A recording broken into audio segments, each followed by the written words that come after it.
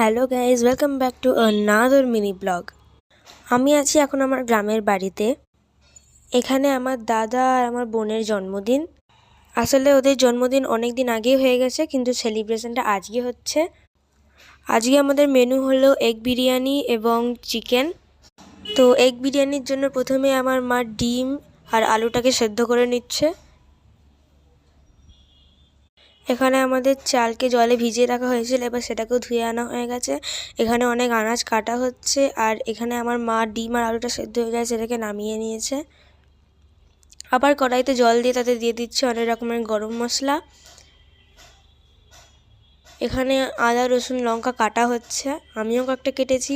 আর এখানে সেদ্ধ ডিমগুলো যেগুলো ছিল সেগুলো আমি এখানে ছাড়িয়ে নিচ্ছি। এখানে কড়াইয়ের জলটার ওপর মা দিয়ে দিচ্ছে তেল। এরপর জলটা ফুটে গেলে মা এখানে দিয়েছে চাল। এদিকে আমার ডিমগুলো সব ছাড়ানো হয়ে গেছে। আজকের জন্য এতটাই, আবার দেখা যাচ্ছে পরের মিনি ব্লগে। বাই।